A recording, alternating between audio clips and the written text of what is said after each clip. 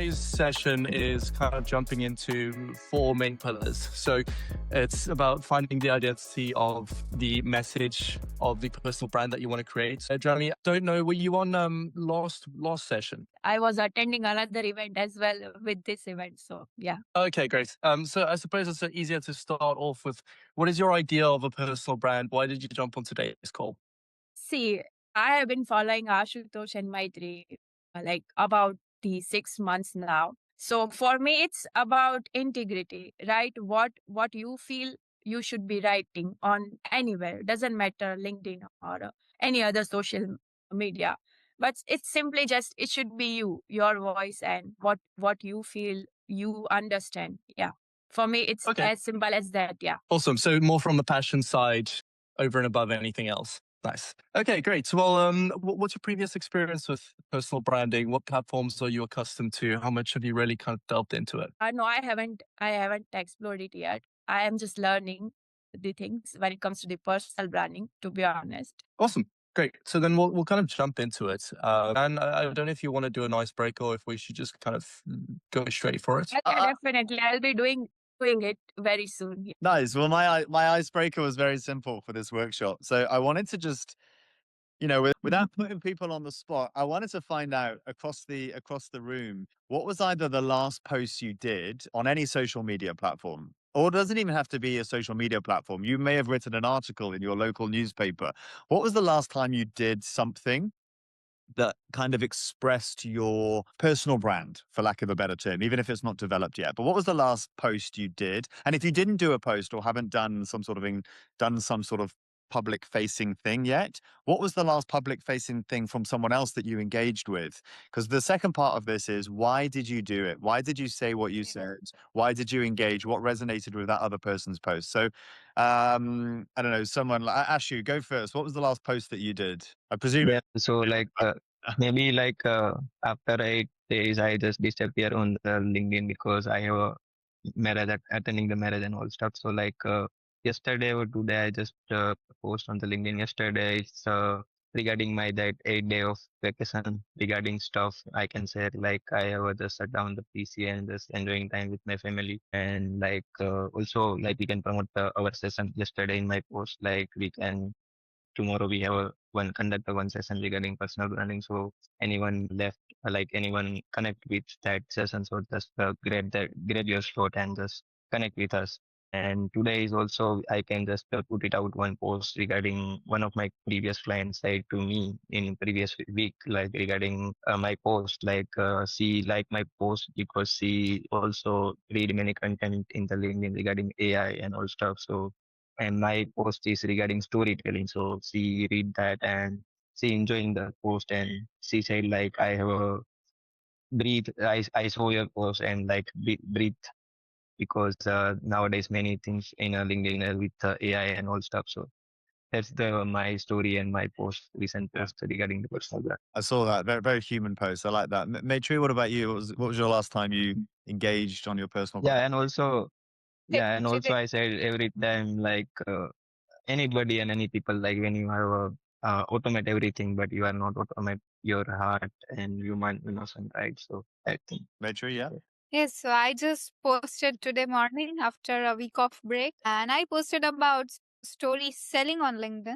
That is, how do you write stories which initiate the conversations and which make people feel understand. So it was basically a post about my observation on stories on LinkedIn and then how we can improve them, which basically represents my personal brand, which I'm trying to build regarding personal branding and stories. Nice. Dreamy? Yeah, definitely. If you have seen my last post was about INSO itself, right? I have attended the first event while I was traveling back to my home. So it was really fun attending it. So I posted it. And when it comes to engagement, I do engage over a LinkedIn on daily basis from 5 to 6 with the posts that I really do admire when it comes to reading particularly. Yeah. Alex, what was yours? Awesome. There's so much. I mean, I'm kind of slightly biased. I'm brought back to the last Innovators Breakfast that we had, and the question of passion, which has just been on my mind for the last week or so. So, I mean, I've been in France, I haven't been able to engage in social media, but really got the kind of wheels turning. So a couple of things. One is Doug's kind of comments on just I don't know what the conversation was, but he basically started talking and just brought up a carpet and a drone and like a whole bunch of things that was like so random. And I was just like, this is very interesting. Like he's figured out a way to turn a mundane conversation at that point, it was quite dry, to something that really inspires people and kind of excites them. So one was the fact that it's not necessarily about what is happening. Like you don't have to be a rock star on tour to have a really interesting conversation. So it's about how you document, and to your point, Maitri, how you storytell, which is a really, really powerful thing. But I think most recently, and perhaps slightly biased again, is passion. So I kind of don't like the word anymore, Dan, but we'll catch up with it a bit later. It's such an interesting concept. But yeah, I have. So without going into it, I think it's more about it's a function of a couple things. So one is how do you pattern disrupt, and then that's really what grabs your attention, right? We are so overfilled with content these days that you have to be interesting in some way in order to stand out. So that's the common threads between the kind of things that I've been thinking about. How about you, Dan? My last post was actually not a LinkedIn one. I posted on Instagram yesterday because I use Instagram more to document my life. Like I'm not trying to build a personal brand on Instagram at all. I'm very much focused that on LinkedIn because for obvious reasons, it's more professional, reaches the target audience that we want to cover with INSO and myself. But my personal post on Instagram yesterday was just a story of me skiing because I haven't skied in 9 years. Usually snowboard. I was playing on this kind of I don't know if you've seen the Winter Olympics where someone has just confessed to cheating on a girl that he'd met 6 months ago, and he won a gold medal. And during that interview, he announced that he cheated on this girl that he just met, and he's deeply sorry and he wants to reconcile that. So I did a play on the fact that I was skiing for the first time in 9 years. I normally snowboard, and so I said, I've just cheated on my snowboard, #Winter Olympics. That was it. Just a stupid, fun post. But yeah, it doesn't really align with my personal brand, but maybe that's a decent segue onto different personas and different audiences and different channels and messages. Anyway, icebreaker over. Alex, back to you. Yeah, absolutely, Dan. So yeah, it's actually a really good segue because first, I think there's an important thing to distinguish is one is why you're doing the thing, and as we've established from your point of view, it's passion, generally. So that's a great start. If you are going for the B2B side of things, the sales side of things, that's slightly different as to how you actually approach social media. But two, and as Dad alluded to, there are different homes and different places for your content. So on LinkedIn, it's great to connect with people, like-minded business people, but it's not maybe the best place to post #cheated on my snowboard, right? And there's a time and place for both. So I think with kind of jumping straight into that, there's a couple ways. So one is obviously LinkedIn, to which you kind of do thought leadership. And I'd like to kind of touch on the point that it's very worth considering trying to leverage your content a bit more. So if it is something that you are doing to get traction, per se, then it's probably smarter to also attach maybe a Medium or Substack post, or let's say you've done a YouTube video, you can now repost that on a different platform. There's loads of ways in which you can kind of utilize your content, but I'd also kind of, again, there's so many points to this, so just stop me when you're thinking of anything or want to ask anything. I want to ask, and I think like in the spirit of this session being like day one basics, taking your first step, like how do we even know what our message should be? Because whilst we feel, I know you don't like the word passion anymore, but we all have our passions and the things that we know that interest us. Do we have a voice about that? Not necessarily. Like some people feel deeply passionate about it, but they can't express that verbally. Maybe they can write about it. But how do you go about first kind of knowing what that thing is that you want to push out there? Like assuming you do want some sort of online, let's assume by virtue of the fact we're on this call, we all want or are interested in some sort of personal brand, whether that's for business or just to meet more people or to connect with other like-minded humans. It could be a variety of reasons, but we all want a personal brand. Then the question is, what do we say and how do we find that? Like, Alex, I don't know, and everyone in the room, like we've got variety of different people here at different levels in terms of develop personal brands as far as I can see. Now, how do we even begin? So Then with a quick quote. Sorry to cut you off, Maitri. Just food for thoughts, and I'll pass back.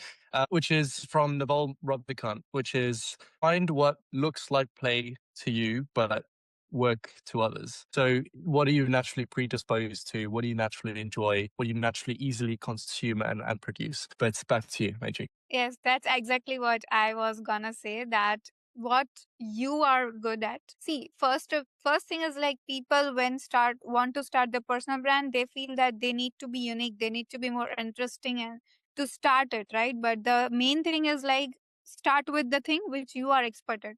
Start with the thing like your daily life. If you are a founder, if you are an employee, if you are a freelancer, or if you are any other coach, then you are solving problems daily. Even if you are a student, you are solving problems daily. You are encountering many things, many incidents in your daily life which are lessons for you. So you can just start with sharing your problems, how you approach them, and then you can also share your expertise as well. So as Alex said, that the thing which seems play to you but is different to others, you should start with that stuff, sharing about that. And I guess that works because there's Like, always someone that's going to resonate with that. So when you said then the example of like, I'm a student living my life, it got me thinking, well, you're probably not an expert yet because you haven't done anything long enough. Maybe you're an expert in something in your childhood, or maybe you've done something. But like, most people are in that position for that cohort. So that should reinforce you that you don't need to be an expert, right? There's always, and then it's yeah, going to probably come on Yeah. to the fact that Yeah, you're it's going to just say a an message and experience. it's going to resonate. and yeah, also me and Maitri tell everybody like when we can start our journey as a personal branding in a LinkedIn, that time we haven't know like how to write the content, Yes. because on that time we can thought about at the night we can thought our day life routine, like what is happening with a whole day, like some of the things we can learn, some of the mistake we can learn, so like some of the lesson we can learn from that mistake and all stuff, and we can write down tomorrow, like yeah, tomorrow we can write down that things with our skills, like I have a designing skill, Maitri have a speaking skills, and like expertise on the communication, so we can merge up both things and we can try to put on the LinkedIn. And on that point, like when you being honest and like you share your like mistake and as well as your achievement, and that time people really connect easily because they're in their life they have faced some similar things like us, but they are not speaking in the LinkedIn. But when you share your story, that time they resonate with you definitely, and on that point of resonance, you can achieve your success by day. So that's the secret. Not no any secret, but it's simple thing to start. It's just giving it a start and sharing your experiences, lessons, and problems which you face. There's a couple things to unpack here, right? Because it's a lot easier said than done. The one is the fact that maybe you don't want to be judged by people externally, or you're not quite feeling like you're actually qualified enough to have a thoughts on said topic. But to be honest with you, like it's more so those are things that you just kind of have to act in despite of. And I think that clarity is something that often comes from action and not the other way around. Like you're not going to sit on in the background and then rationalize the things, because ultimately you end up overthinking. And sometimes just posting that first thing is a lot easier, and just posting the next thing and the next thing and the next thing. Yeah, on that, I mean, it's going to probably be quite hard for you to realize whether or not you're getting traction to start off with, because the reality of it is it's probably some of it's going to suck, just as my stuff does, just as everyone's stuff does. But relative to you in 3 months' time, it's going to be a lot better, right? It's going to improve, and eventually you'll start seeing the actual feedback, which is the like engagement, because ultimately there's also the degree to which the algorithm has to find the people who are like-minded like you. So you can't now go and just say you've posted something and then immediately take that feedback as a sign to either post or not post, because it's quite delayed. So there's that, and is really why you should start from a point of enjoyment, as everyone's kind of been saying, right? If you do it from a point of genuine passion, then it doesn't even matter what the outcome is, because you're enjoying the kind of agency of things. And I think there's a couple extra points too when you come from a point of passion, which is one, you naturally transfer a bit more energy than the average person who's speaking on the topic because it's something that you really, really enjoy and deeply kind of are knowledgeable about. And that's the second point, right? So you are more knowledgeable than the average person. That being said, being more knowledgeable often means that you kind of feel like you're not qualified to speak because you know how much you don't know. But I feel like it's again one of those things that you just have to push through and just do it for the enjoyment, right? I write a whole bunch of articles. Everyone here writes articles, right? And it's not big to be the next Psychology Today feature or the next Times Magazine feature. It's just because we enjoy it, right? And if you don't express your agency in some way, then what are you even doing? So Yeah. I suppose these are just all points for even if you don't have your message or if you do have your message, just like start. You know, if you've got the urge to do it, then do it. So yeah, I mean that's kind of the first pillar. Back to finding your message, I suppose, as everyone's been saying. What do you enjoy naturally? What do you usually consume? And start there. Because if you don't do that and you just start with the idea of starting, then you're gonna burn out. Like you're going to burn out if you don't have your why to the thing that you're actually doing. So yeah, I think be ready That's to. challenging part in anyone's personal brand journey, because many people just give it a start. They just want to try to build their personal brand, but initially in the very first 2 months, what they lack is the results which they are seeing in other people's posts, that they expect to go their post viral from the very first day. That that is the hardest part, where you need to be consistent even after you are not getting engagement, or even after many people, what does they do is like they just change the topic, they start following algorithm, and they just leave that original topic. So that is the time where is the real test, and you have to stick to your topic, stick to the consistency of frequently posting, so that you will experiment more and more, and then you will eventually realize that what is working best for you and your topic and your audience. So that is the And part. Yeah. yeah, and add on that, like you are not when you have start your anything like not a agency, not a personal brand, but when you have start any small things, that time you are not comparing your story and your journey with other, because other are very experienced, or maybe they have spent more time to more time Yeah. to your stories and your journey, right? So on that point, like when you have start and you haven't any topic, or like you haven't any things, that time your favorite things, your favorite like your skills, you write it down on that point as well, because it's your key point, and it's a very solid content pillar of your personal brand. Because when you have start with your skills on that point, like you have very interested, because you learn that you teach any people, or something like that. It's Maitri side, and like I said also, be like not compare your story with others. The thing. I'd like Yeah. to build out on Drewmi's point about integrity right at the start. It's a really important thing, right? And as you guys were talking then, it got me thinking of like, if you did a post that you put your heart and soul into and it got no engagements, and then you went and did some sort of AI generated crap that just, was so popularist, or just talking about some Yeah. latest trend that you didn't really care about, some viral meme that everyone's just commenting on, and the algorithm's going to pick it up, and you get 100 likes on that. And for you, that's a lot. Like, how do you maintain integrity when, like, and this maybe comes back, it's not so much passion, but it's why we're doing this thing in the first place. Is it that whenever you log in or open up whatever platform it is, that you see 100 likes and that's enough of a dopamine hit that you're like, I'm onto something here, but you're maybe selling your soul to the devil, or, losing that integrity for kind of like chasing? What's the balance there? Is it, how do you stick and endure with the thing that you're passionate and confident, and you're confident enough to put yourself out there with, even if it's getting minimal engagement, versus something that you could do to get cheap likes? So answer to that would be a simple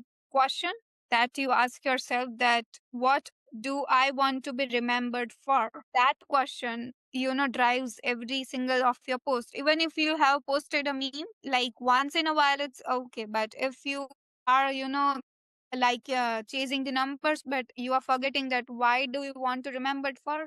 Do you want to just be remembered for getting higher engagement, or you want to stand for a concrete particular thing? That when someone thinks of the service which you provide, or someone thinks of you know the way you talk, they should remember your name, they should recall your name. That is what at the end you are building your personal brand for. Then since everyone, if everyone, chases the trends and numbers. When everyone is famous, no one is famous. Yeah. Yes, the You've, numbers are you've invited me now. So the Yeah. obvious follow-on question there is everyone in the call, what would you like to be remembered for? Alex, what would you like to be remembered for? I feel like you could just add tag on personal brand there, and somehow that's not a hard question.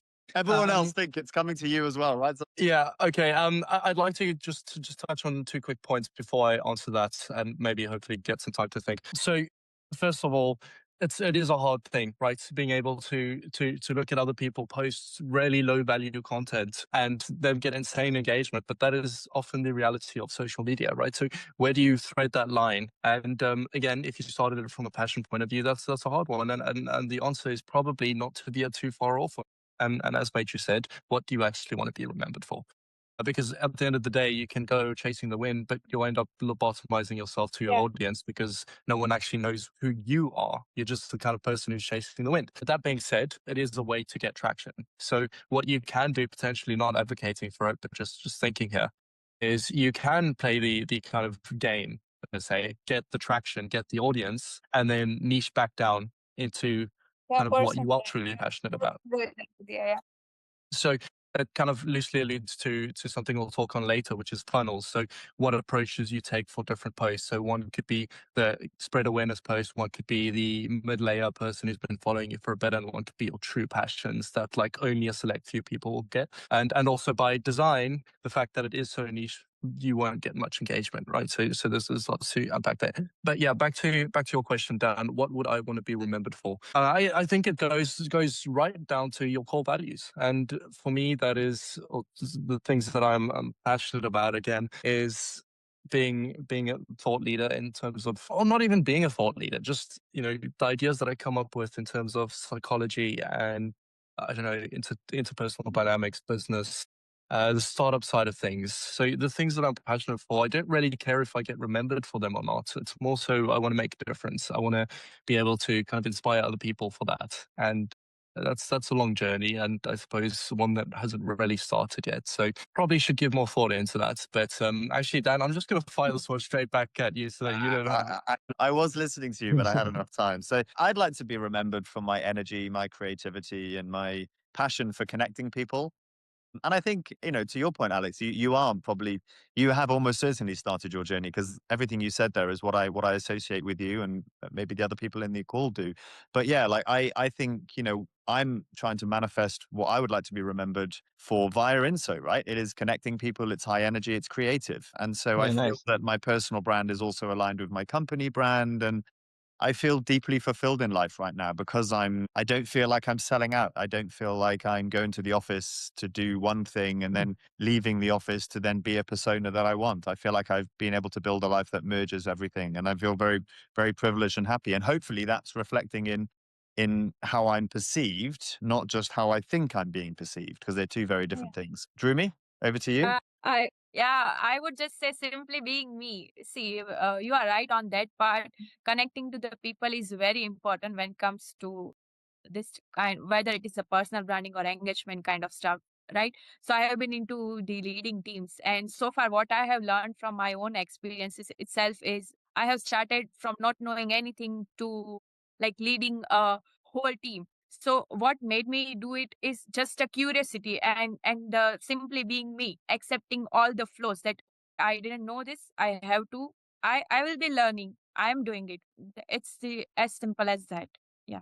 So you have to be true to yourself when it comes to either writing or either working in a nature. And it's the really a dreamy question for me then as well because And- you said the remembering things, right? So I am also remembering for the good human being as well as also the I said about my agency, it's a Goofy Design. So right, I am also remembered for the global founder of the Goofy Design, and also I have sometime I start my agency in abroad, and and we also have me and my team have a same dream, like when we have a after a 5 or 10 years after we can grow our agencies a big level, that time we can just go office and we have a separate office, and we can just go the office and chilling with the Netflix only, and we can come to home. So this is the many things we can also thought, and on the remember part, for the personal branding and all of the things when you have a big being you good human being, that time you can help the people.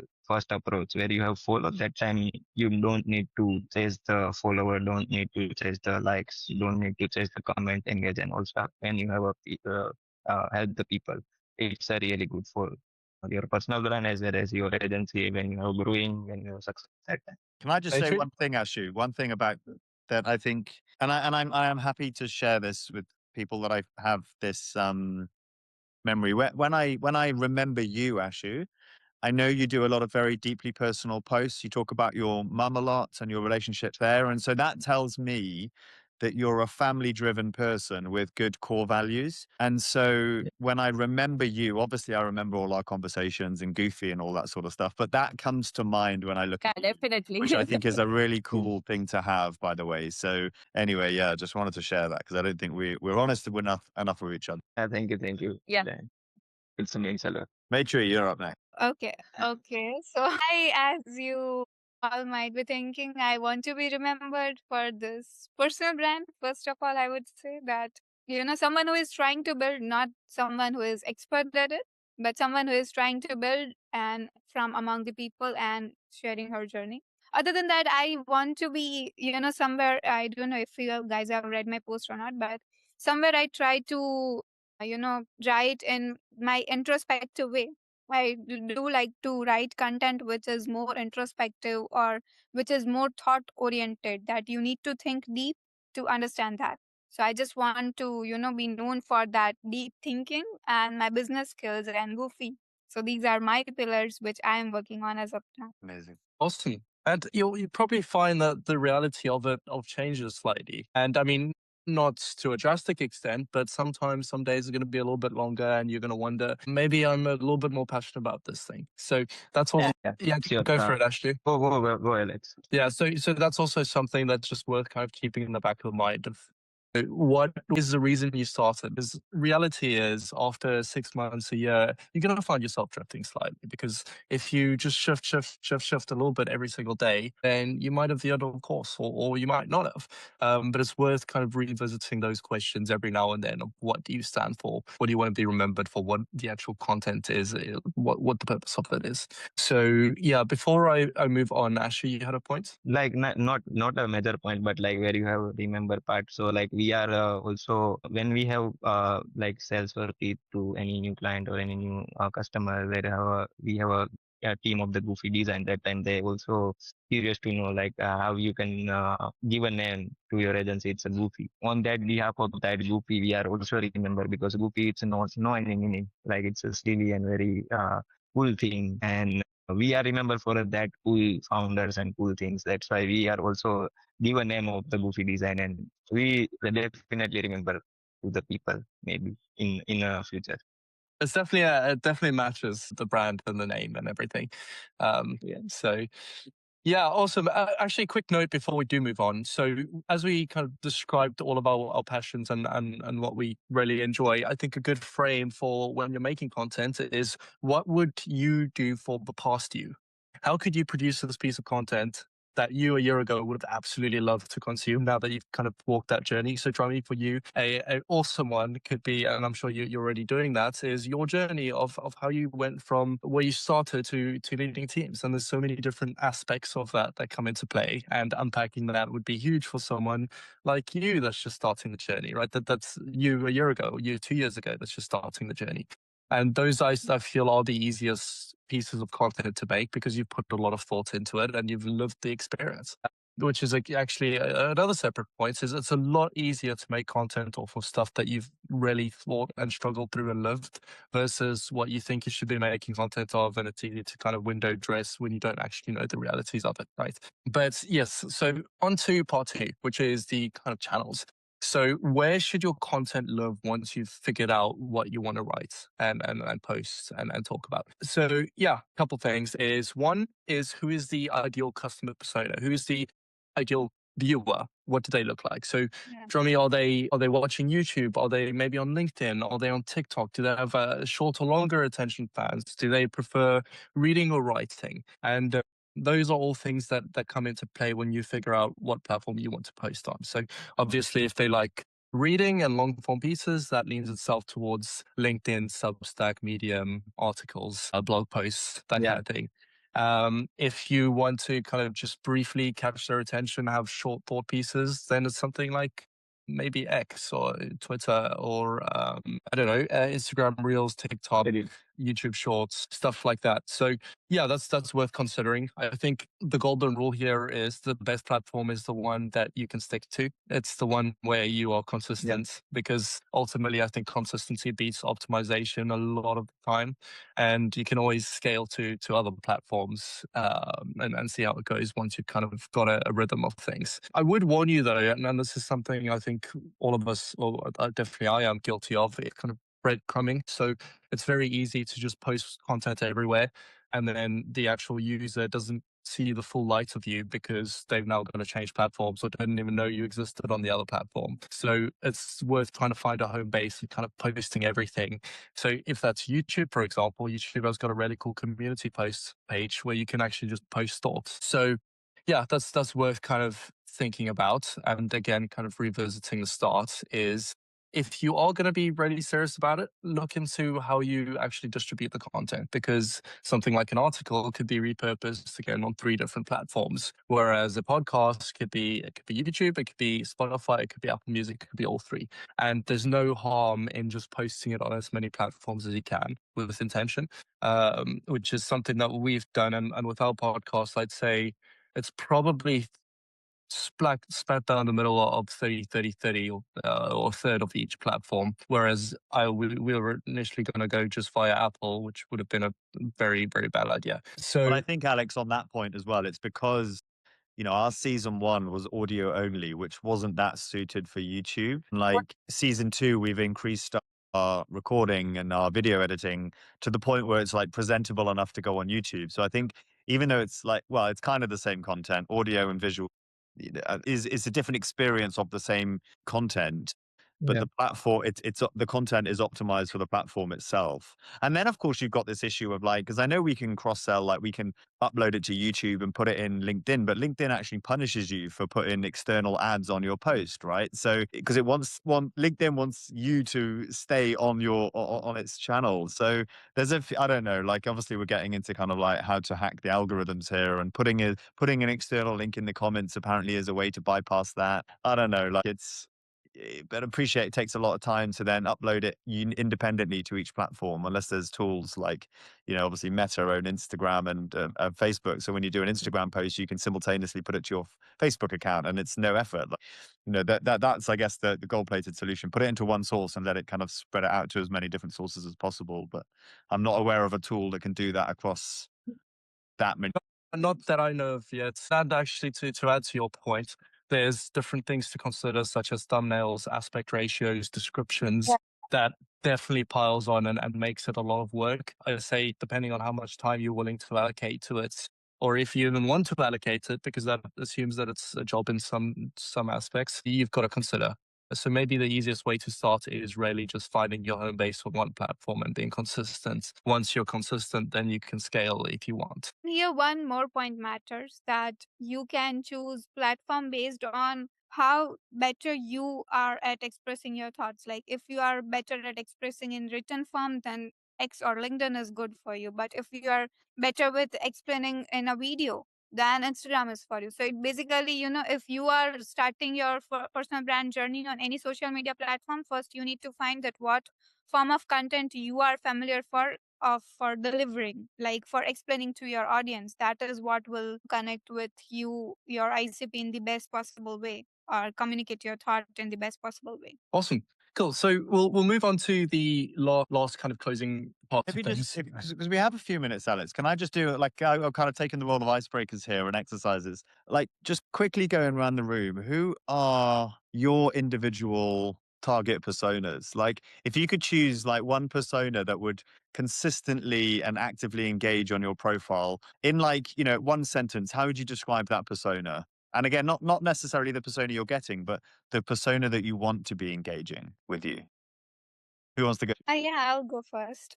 I would like to want founders and coaches to engage on my post who wants to build a personal brand and who values building the personal brand, which understands I would say, the importance of it and who wants to work towards it. That would be my exact target audience. And like we can say it about my target audience, like it's all about like Maitri's like same as the founders and the coaches as well as. But apart from that, like my target audience is also the designer and like UX and product guy, because I am a designer and like I love to conversation with the designer as well, because lots of time I just go with that. Some of my friends in abroad as well, right now is a designers. We just they can just conduct the session of regarding the design. So I just go on that session and we can communicate regarding the design, because I love to conversation about the UX and love to conversation regarding the brainstorming. So like my target audience is basically like all of the like not a fixed target audience, but it's like a cater of all of the people of the founders, coaches, and the designers. Is that like Well, definitely for business owners, because see, I have been closely working with the small to medium scale business owners when it comes to cut their noise, when it comes to the business operations. Yeah, definitely. So I would love to connect with them. Apart from that, definitely the leadership can. Awesome. Dan? Yeah, wow. As I'm thinking here, it's a split, right? Because you've got like Maitri and Drumi who are very much targeting clients, and I see Ashu's target audience as like-minded people. Yeah. You're Yeah. trying to Yeah, target definitely. people who already know like yours, like they're not necessarily people that are going to buy from you because they're kind of doing something similar or care about that as well, or offering similar services. So got me thinking about me. Like I definitely want to target curious, innovative, creative people, but they're not necessarily the people who hold the purse strings to unlock business opportunities. So it's got me Yeah. thinking, like, how could I, like, again, like, it depends, what am I building it for? Like, quite Yeah. like who I'm targeting because it allows me to meet incredible people and have these conversations. Would I get this level of engagement and human connection with a busy CEO who's going to attend our events? Probably not, but it's definitely one I should think about.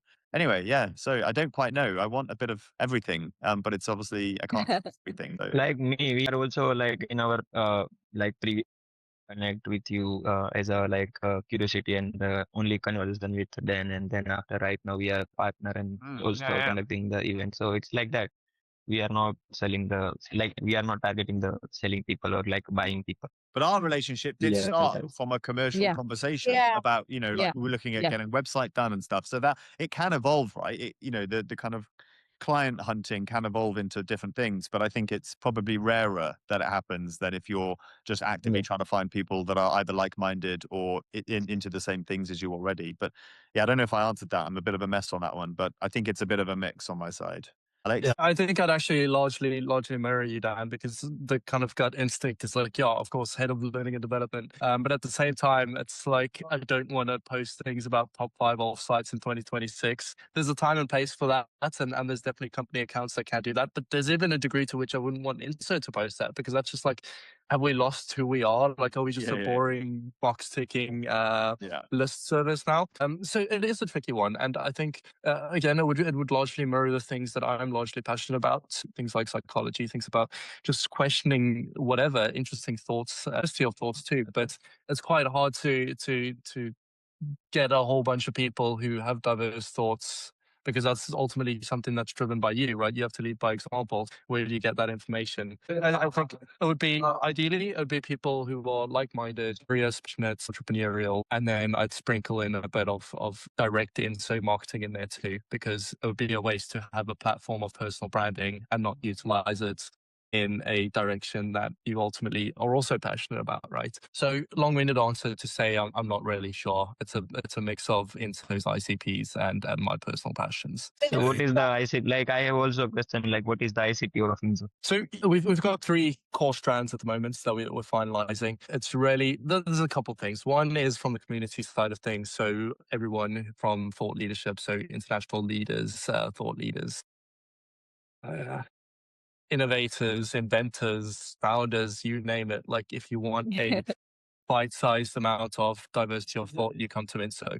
So that's the non-monetized version of our ICP. But from the monetized version, it's looking like C-suite. So head of learning and development, who else? COOs, CEOs, anyone who wants to expedite operational efficiencies and kind of stuck teams. potentially head of HR as well. Dan? Yeah, so like the three core ICPs on the business side, like Alex said, INSOs, we still need to maintain that natural, organic, authentic community side because that's what we love, that's our passion. But the three kind of ICPs on the business side are, as Alex mentioned, like learning and development, keeping the humans sharp in this ever-changing world. We also work with developers and technical people to help build prototypes and kind of leverage the speed and pace of delivery. It's understand the problem you're trying to solve and how do we get there through design thinking methodologies, which tends to sit on the technical side more. But also because we're involved in helping businesses scale, we're also kind of another target persona we have is venture capital. And how do we help them cut through the noise and get the right sort of funding and other opportunities and things that are required for a business to reach its full potential? So that's kind of our three strands on the other side of INSO. Yeah.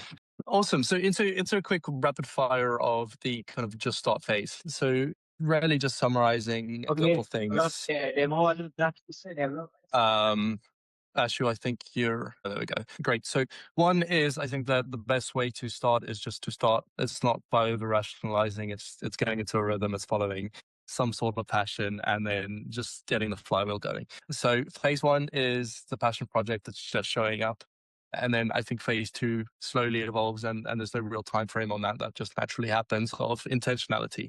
So once you have a rhythm, you can start optimizing. And that is adding new content here, things like packaging better thumbnails or better hooks, better call to actions, understanding how your person that you're trying to affect thinks. It's things like, as Maitri mentioned, scheduling and posting consistency because the algorithm loves reliability. And then lastly, which I think is a lot more intentional, which is funneling, which is alluded to a bit earlier, which is which audience are you trying to reach? Because reality is there is a way in which you can slightly surf the algorithm. You can post kind of low value, high effects content. So you get your 500 likes on your post. That's like reposting Anthropic's secret plot prompt or something, which may be relevant, may not, who knows. So it's obviously within your domain. Then secondly, you've got the middle funnel, which is the repurposing of content that's slightly more niche, but not quite like I've lived this experience for 2 years and this is the culmination. This is like the thing,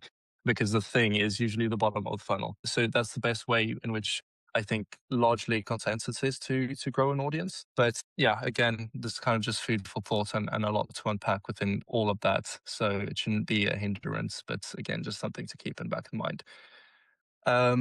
So yeah, I think we'll close off with the last 5 minutes of the scenario. Dan, do you want to jump into this? Yeah, I'm glad we got time for this because I think it fits nice. And coming right back to the start and some of the core themes around storytelling, and I've been doing some stalking as Alex has been talking. I've got Droomy here. It's in your header, right? Storyteller. Okay, so I think you're going to be great at this one, and Maitri, you should also be epic. But I'll lead by example. So this final closing exercise is called Once Upon a Time. And it's where we're going to tell a quick fire story about the thing that we're trying to build here, and which in this case is building our personal brand. You have to do two versions of the story's ending. One is a happy ending, and one is like a sad ending, like it goes wrong. Okay, so and the reason we do this is because inevitably the truth will lie somewhere in the middle, and we have to be accepting, and we have to accept the risks that come with, putting ourselves out there, and we also have to kind of have a vision and a goal, right? So my story would be: once upon a time, Simon Sinek is scrolling through LinkedIn, and he comes across Dan Wood's profile, and he looks at his content, and he's so inspired by it that he sends a message to Dan Wood saying, "Hey, I've got this big event in New York, and I need a co-host. Would you like to come and co-host this event with me? You're such an amazing thought leader in innovation and creativity." I say yes. I go to New York and I become a Simon Sinek style character. Love it. Probably what happens, my bad ending is that because I'm so open and I like to talk and I like to be honest, at some point I'll probably offend someone by saying the wrong thing and I'll get cancelled and all my hard work and energy will get ruined because of one sentence that gets misinterpreted badly, and I'm cancelled and I can never have a public profile again or even leave the house. So I don't know where the truth lies in the middle of that, but that's my once upon a time. I don't know who feels ready to go next. Silence. It's great. Yeah, that's great. I'll jump in actually with a quick one. Dan, largely kind of mirroring that. I think being able to be able to jump on calls with people who are like, this is really interesting. Let's discuss it more. Let's unpack. Let's kind of grow this thought because there's so much to it. And then again, being able to attract people who want to platform it. But there's being at INSO, there's a lot of things that go into that, because you don't want to be an echo chamber and you don't want to just be right. Because when you feel like you're right about something, that's like when the siren should be going off of questioning more. That being said, I'd slightly tweak your last answer in my version, which is the worst case scenario is I never tried. Like I never got cancelled. I looked at it, I thought about it, but I never truly followed my passions. I never truly enacted it. And in hindsight, in regrets, I look back and I said, I wish I was different. For regret. The only change for people going forward, you have to start the story of once upon a time. Who's next?